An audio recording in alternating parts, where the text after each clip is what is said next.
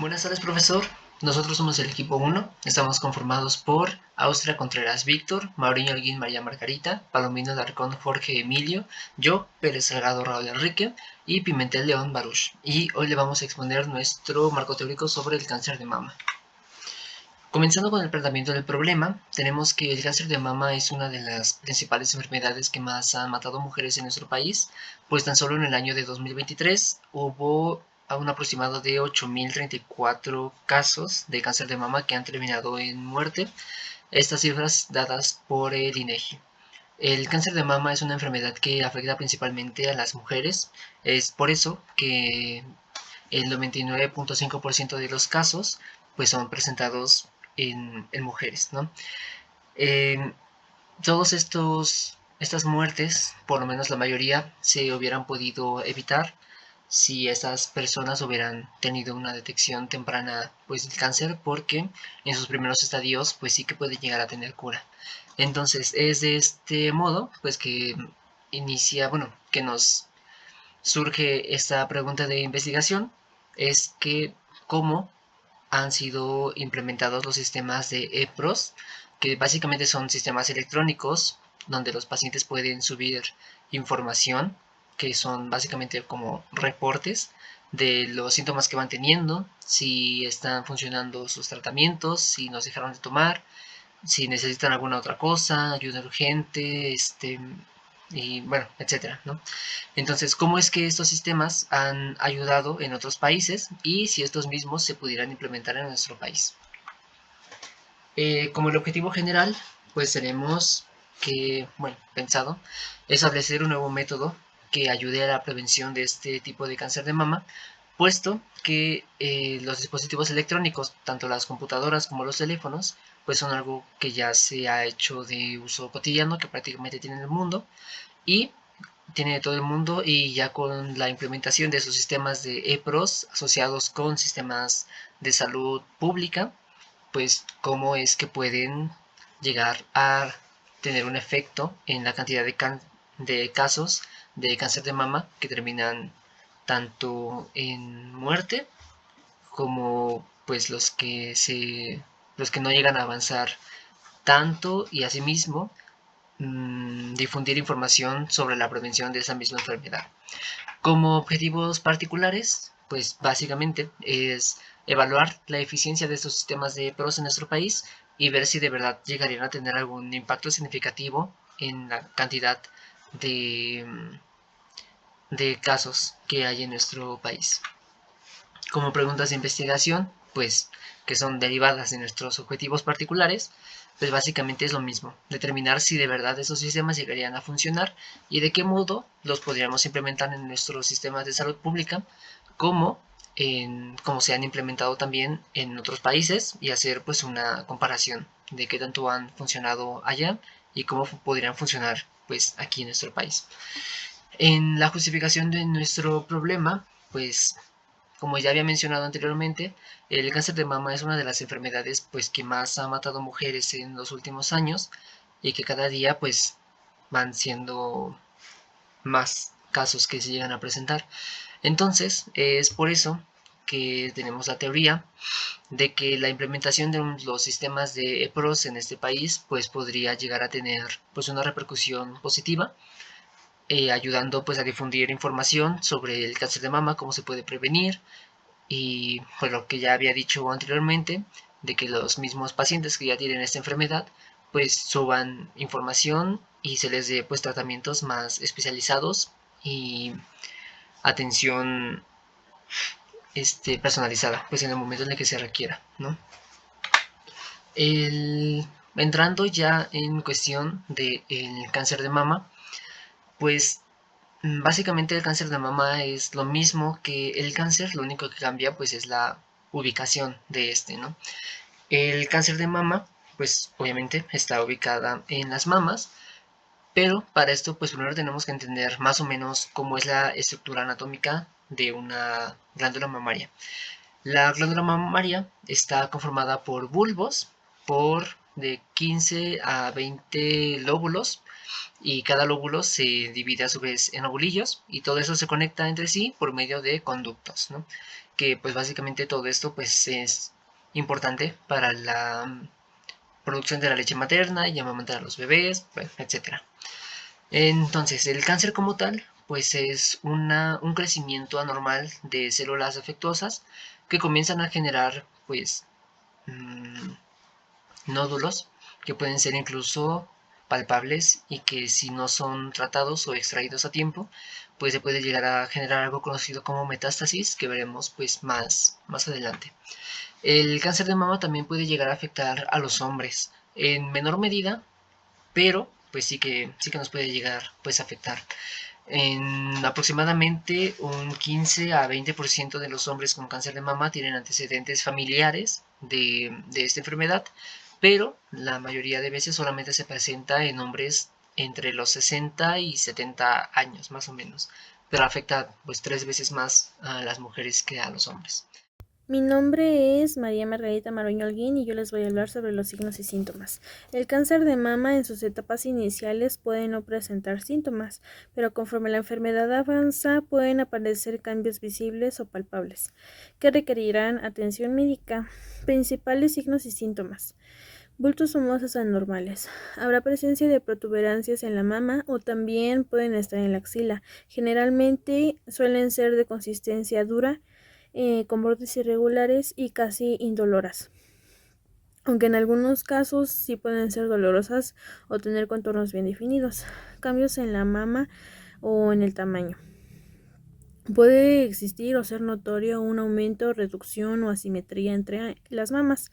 Es posible notar un aumento de volumen o retracción en ciertas zonas de la glándula mamaria. Pueden haber alteraciones en la piel que recubre la mama, como enrojecimiento, irritación, hoyuelos o piel de naranja.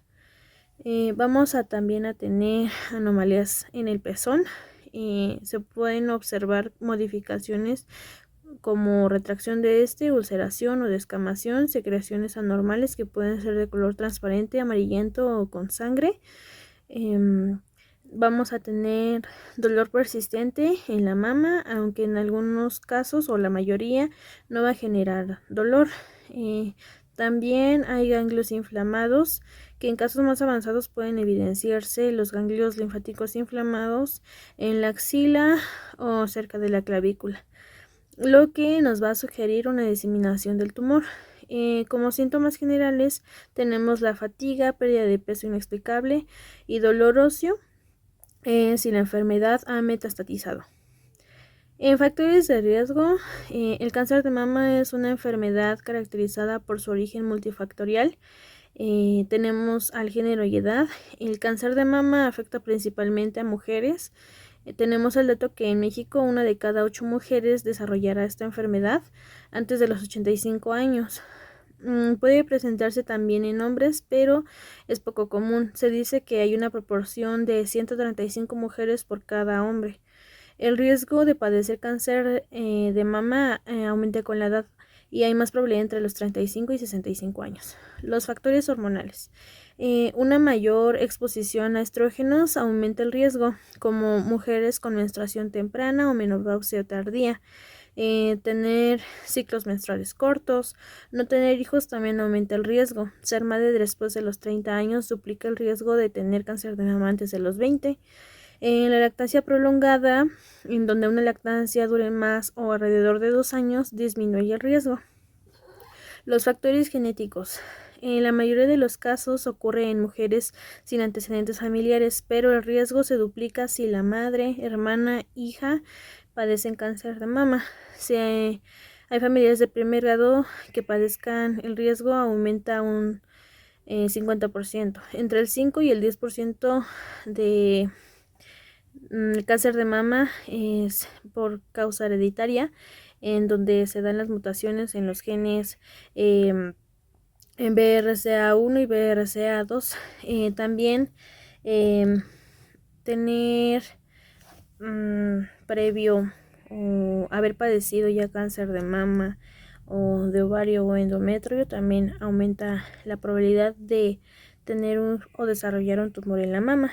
Y por último tenemos el estilo de vida, en donde se ha visto que las tasas con más incidencia en cáncer de mama en los países, bueno, se da en los países en donde se da un alto consumo de grasas, de alcohol y de tabaco. Hola, buenas tardes. Yo tendré el gusto de presentarles el apartado de morbilidad y mortalidad en México. ¿Por qué en México? ¿Por qué es importante? Lamentablemente, en México el cáncer de mama se diagnostica una década antes que en países desarrollados, así como también viene siendo la principal causa de muerte en las mujeres mexicanas desde el 2006. La mortalidad ha aumentado a través de los años y me gustaría presentarle dos tablas para que lo pudieran entender mejor. La primera, que es la de arriba, muestra una incidencia por cada 100.000 mujeres, que tenemos que en 1985 la mortalidad era de 3.6 por cada 100.000 mujeres, mientras que en 1994 era de 6 por cada 100.000 mujeres, que podemos observar que en 9 años la mortalidad aumentó 2.4%. Para realizar la comparativa que les mencioné, vamos a presentarles la siguiente tabla, que va desde el 2010 hasta el 2017, que quiere decir 7 años, donde se vio un aumento del 1% anual, con diferencias territoriales, pero 1% general. ¿Qué quiere decir? Podemos ver que antes la tasa de mortalidad subió 2.4% en 9 años, mientras que en fechas más cercanas, desde el 2010 al 2017, aumentó un 7% en 7 años, una mayor mortalidad en menor año. ¿Y por qué? Bueno, también la tasa de incidencia tenemos que ha aumentado mucho.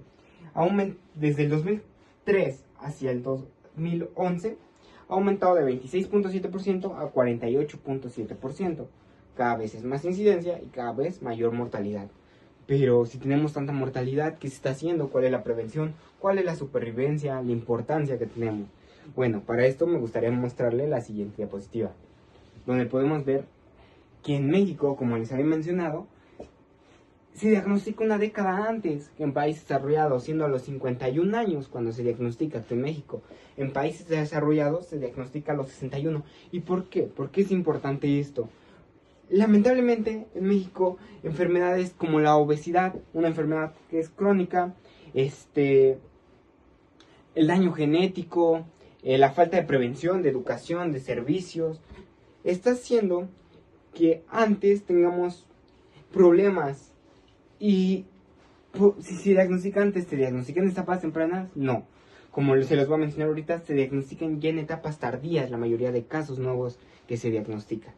Y bueno, también el 45.5% de los casos nuevos que se diagnostican tristemente son en personas menores de 50 años, siendo las más afectadas desde los 40 hasta los 49 años.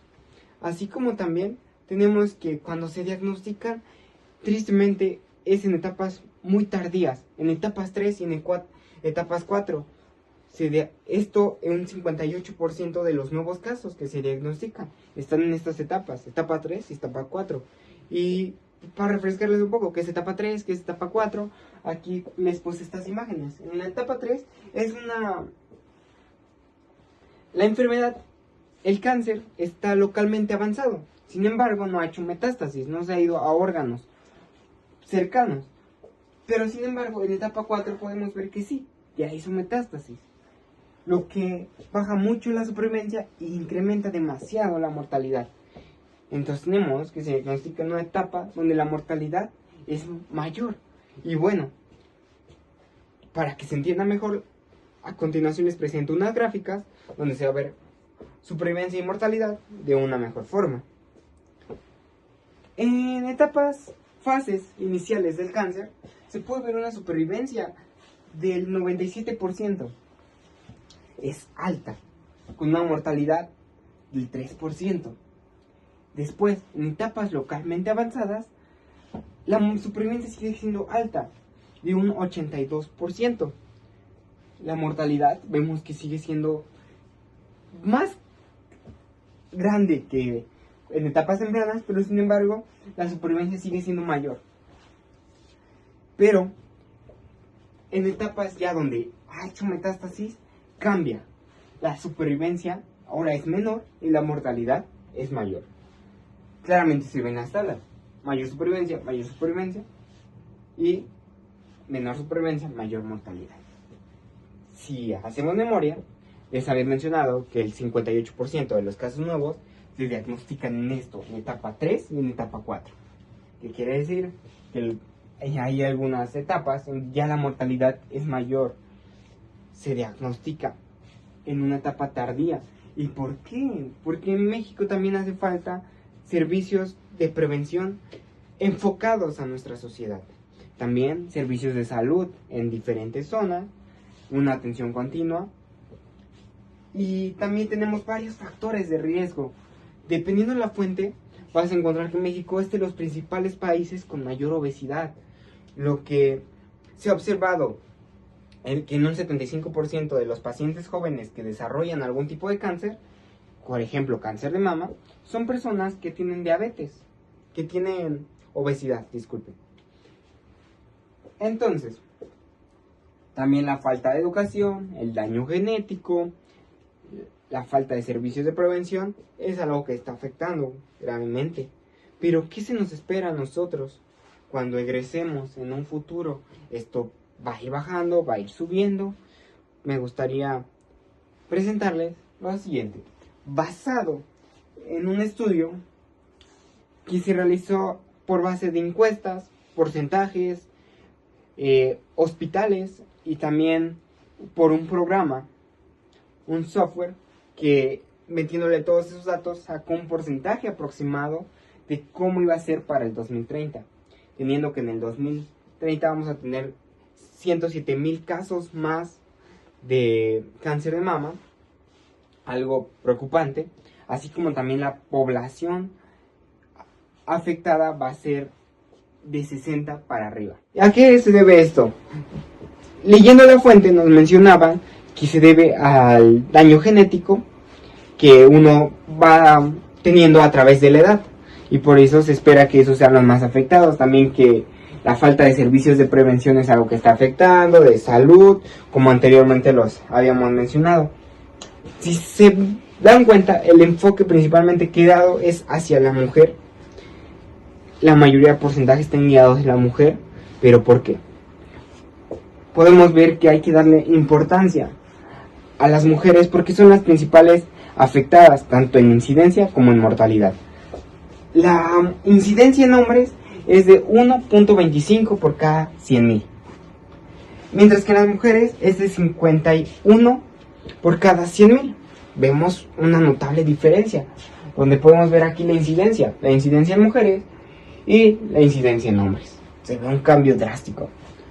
También la mortalidad en mujeres es de 7,838, mientras que en hombres es de 50.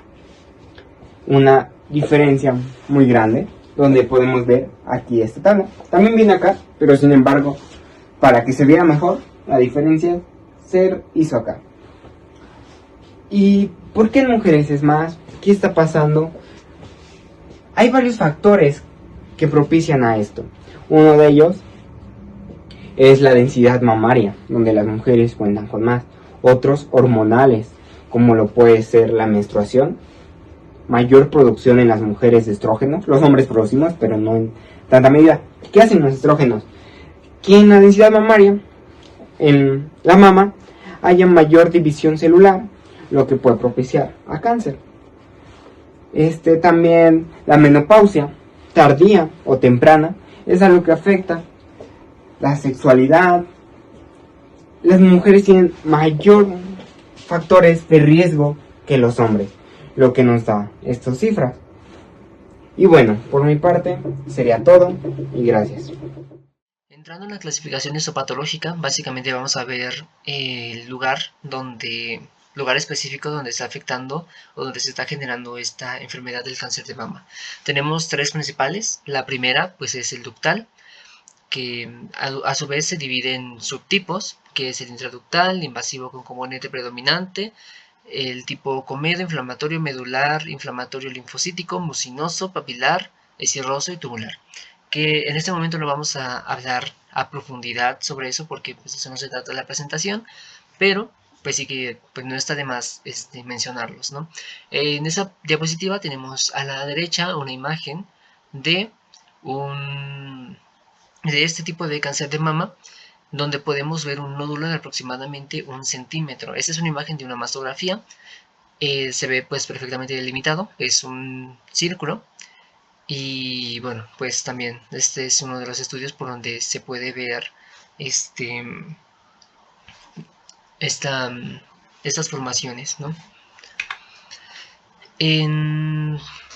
Pasando a otro tipo de otra clasificación histopatológica, tenemos el cáncer de mama lobolillar, que como ya lo había mencionado y por eso era importante entender más o menos la constitución anatómica de la mama, de la glándula mamaria, pues este tipo de cáncer afecta a el lóbulo o el lobulillo en específico, ¿no? Entonces, por lo mismo que ya había mencionado, se empiezan a generar células defectuosas que empiezan a dividirse y comienzan a generar pues nódulos, afectando pues a todas las estructuras adyacentes de la mama. Representa más o menos entre un 10 y un 15% de los casos. A su vez, este tipo de cáncer de mama también se puede dividir en otro, que es el otro más común, que es el invasivo con predominante in situ. Y el tercero de esta clasificación histopatológica, de los más comunes, vuelvo a repetir, es en el pezón. Entonces, este tipo de cáncer de mama, que afecta principalmente al pezón, pues también es conocido como enfermedad de Paget o Paget. Esta enfermedad afecta a otras partes del cuerpo, pero bueno, eso no nos interesa en ese momento. Esta enfermedad no se divide en otros subtipos como tal, pero pues sí existen como que clasificaciones. Entonces, tenemos que esta enfermedad de Paget puede generar daños en lo intraductal, el ductal invasivo y sin lesiones asociadas. Entonces, pues esta enfermedad de Paget, básicamente los síntomas son muy bueno, no, son fácilmente confundidos con otro tipo de enfermedad cutánea, ¿no? Esto es principalmente porque el cáncer, este tipo de cáncer puede llegar a generar irritación, hinchazón, enrojecimiento de la areola. Entonces, pues esto, como le dije, lo podemos llegar a confundir con otras cosas que pues pueden ser, no sé, a lo mejor una reacción alérgica a algún producto que se haya usado en el cuerpo, como alguna crema, etcétera, o algún tipo de tela en específico que puede generar pues rozamiento. Nos damos cuenta de que no es una enfermedad dermatológica, principalmente por la duración. Si en 2 semanas este tipo de molestias o estos síntomas no se quitan, pues ya estaremos hablando de un tipo de cáncer. Esta enfermedad de Paget se puede dividir en benigno y maligno. Bueno, también algo que había olvidado mencionar, se ve también una retracción del pezón. Entonces se empieza a meter en la piel, pero como ya lo dije hace un momento, puede ser benigna o maligna. No necesariamente esa enfermedad puede ser sinónimo de cáncer de mama, pero pues si se presentan muchas más molestias, pues es necesario pues sí acudir a que se hagan estudios más a profundidad.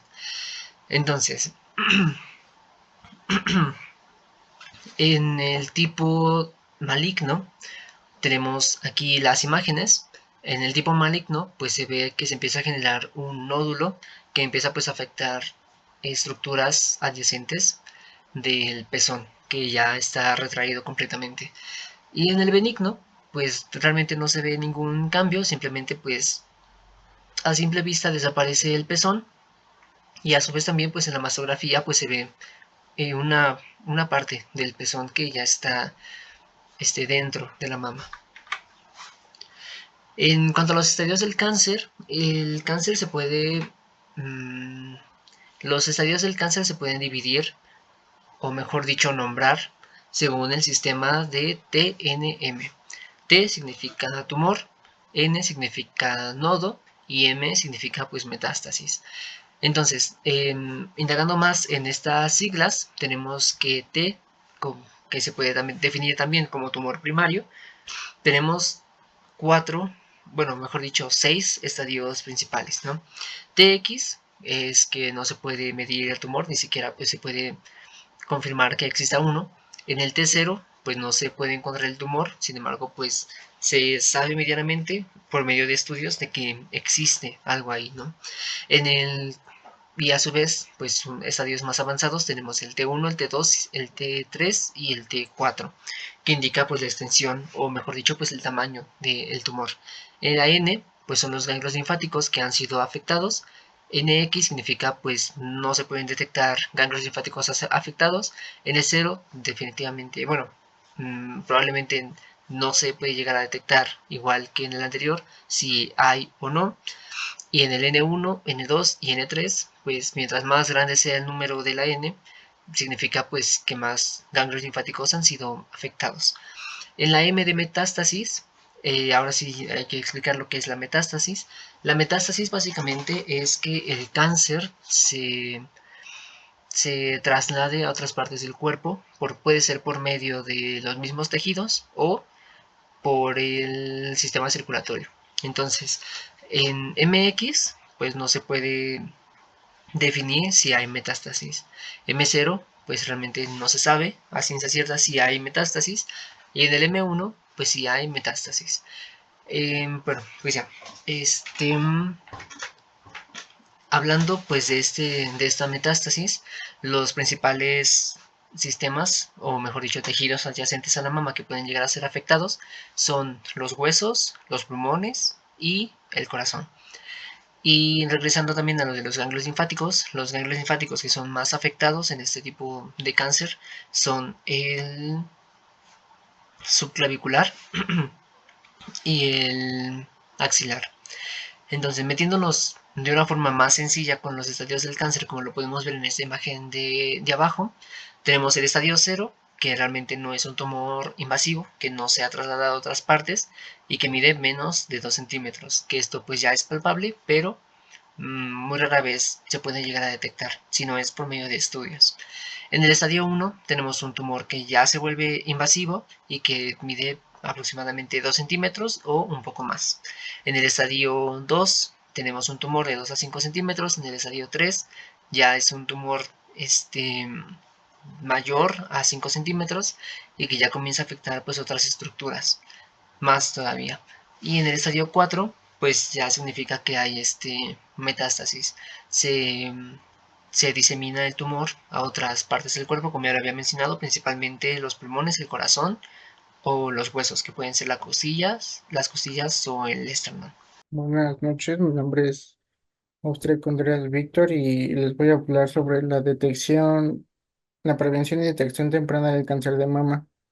Para, para empezar, el cáncer de mama no se puede prevenir, pero sí se puede, pero puede ser curable si la enfermedad es detectada en una etapa clínica, un tumor aproximadamente de 2 centímetros.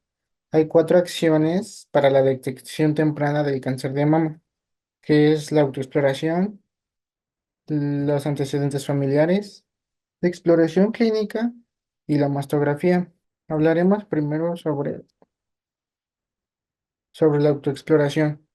La autoexploración básicamente se debe realizarse en una habitación muy luminosa y de pie frente al espejo.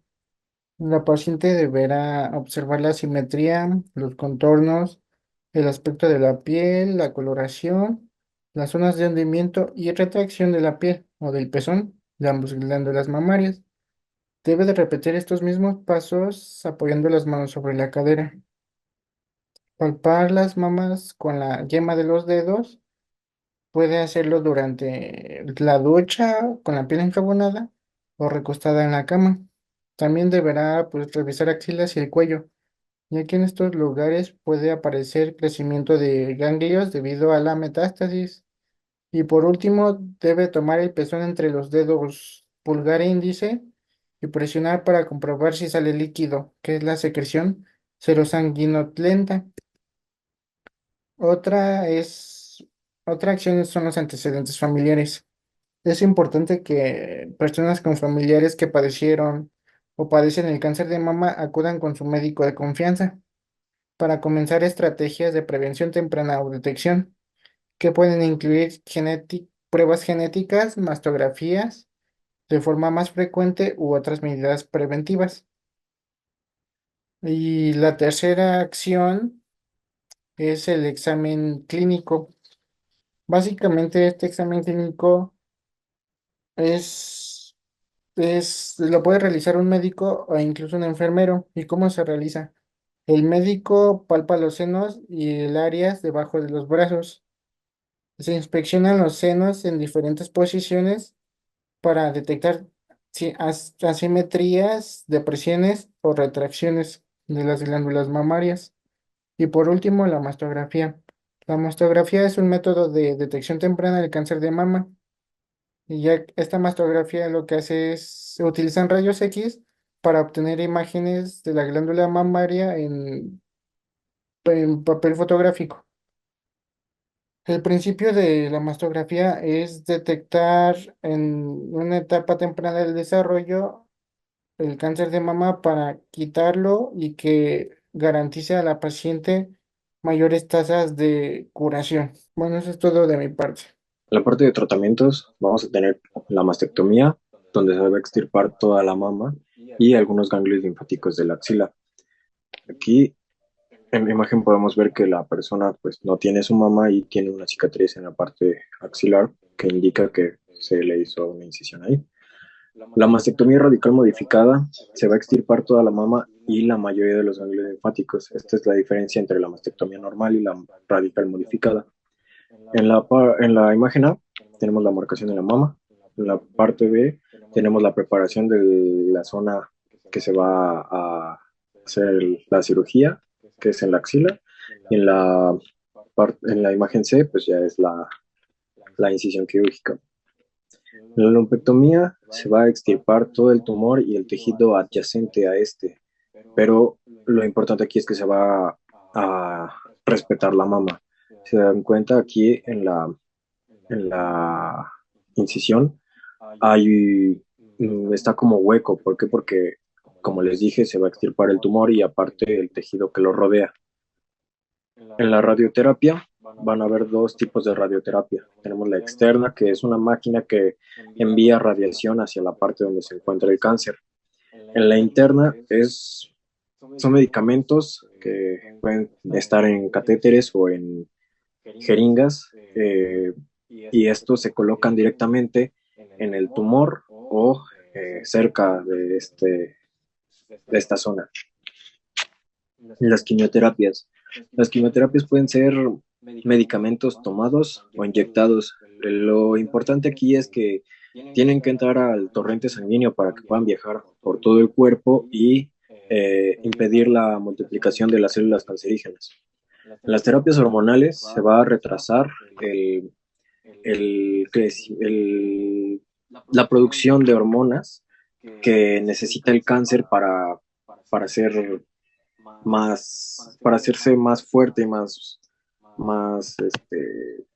multiplicarse. Entonces, al reducir estas hormonas, el cáncer ya no tiene esos nutrientes que necesita para seguirse haciendo metástasis. En la terapia dirigida, lo que va a pasar aquí son medicamentos que se encargan de marcar a las células cancerígenas y así que nuestro sistema inmune le sea más fácil identificarlas y fagocitarlas. En la inmunoterapia es una como capacitación que reciben los linfocitos T para que puedan identificar más fácil a las células cancerígenas, porque pues, si recordamos, estos linfocitos T no pueden identificarlas por sí solas, entonces con la ayuda de la inmunoterapia pues ya tendrían este tipo de capacidad. Alcance de nuestra investigación. El alcance de nuestra investigación Nuestra investigación se centra en analizar cómo los sistemas EPROS, es decir, los sistemas electrónicos de reporte de resultados por parte del paciente, pueden impactar en el seguimiento del cáncer de mama en México. Lo que buscamos es entender si al implementar esta tecnología se podría mejorar la detección temprana y el control de la enfermedad. Para esto tomamos en cuenta información disponible hasta el año 2025 y también analizamos cómo ha sido la evolución del manejo del cáncer de mama a lo largo del tiempo. Además, revisamos experiencias de otros países donde ya se ha aplicado este sistema para ver si sería viable y útil traerlos al contexto mexicano. Nuestra metodología es de tipo observacional, es decir, no vamos a intervenir directamente con los pacientes, sino que vamos a analizar datos ya existentes para evaluar si este sistema es realmente eficaz. Y el estudio se limita en el periodo entre el 2023 y el 2025 y se enfoca específicamente en el sistema de salud mexicano. Y algo importante es que la implementación de EPROS podría beneficiar a varios sectores, por ejemplo, a la persona con cáncer de mama. Tendría una herramienta digital para monitorear su enfermedad más fácilmente. Sus familiares también podrían tener acceso a información más clara y organizada, lo que les permitiría brindar un mejor apoyo. Y a los médicos tratantes verían un sistema más estructurado para dar seguimiento, lo cual facilitaría el control de tratamiento y un tratamiento y una respuesta más rápida si algo no va bien. Ahora pasamos a la fase de la hipótesis de nuestra investigación. Nuestra hipótesis principal es que la implementación de los sistemas EPROS en México mejorará significativamente el seguimiento del cáncer de mama. Esto porque permitirá que los pacientes registren y monitoreen sus síntomas de manera constante, lo que facilita la detección temprana de señales de alarma. Además, estos sistemas pueden utilizar el control de tratamiento, ya que pueden enviar recordatorios personalizados sobre consultas o terapias en curso. Esto ayudaría a que los pacientes mantengan una buena adherencia a su tratamiento. También creemos que se fortalecerá la comunicación entre médicos y pacientes, ya que los especialistas podrían acceder a información actualizada sobre la solución a la enfermedad, lo que les permitirá tomar decisiones clínicas más rápidas y eficaces. En resumen, la variable independiente es la implementación de los EPROS y la variable dependiente es la mejora en el seguimiento del cáncer de mama, considerando aspectos como la detección temprana, el control de tratamiento y la comunicación médico-paciente. Por otro lado, nuestra hipótesis nula plantea que la implementación de estos sistemas no generará un mejoramiento en el seguimiento de cáncer de mama, es decir, no facilitará la detección temprana, ni mejorará el control del tratamiento, ni la comunicación entre médico y paciente. Como resultado, no se observarían cambios significativos en el tratamiento ni resolverá complicaciones, lo que sugeriría que estos sistemas no tienen ningún impacto positivo en el manejo de la enfermedad en el contexto mexicano. También planteamos dos hipótesis alternas.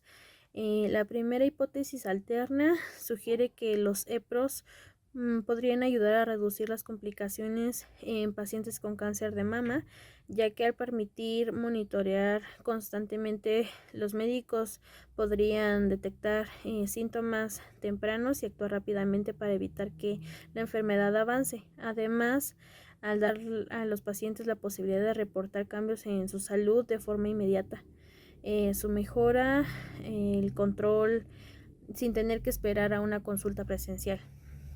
Nuestra segunda hipótesis alterna plantea que el uso de los EPROS puede implementar la detección temprana, Esto sería gracias a que ofrecen información accesible sobre la autoexploración y estudios preventivos, además de enviar recordatorios personalizados que motivan a las personas a hacerse chequeos con regularidad. Y como consecuencia, detectar la enfermedad a tiempo reduciría la mortalidad, ya que se pueden aplicar tratamientos más efectivos y mejorar la calidad de vida de los pacientes. Gracias.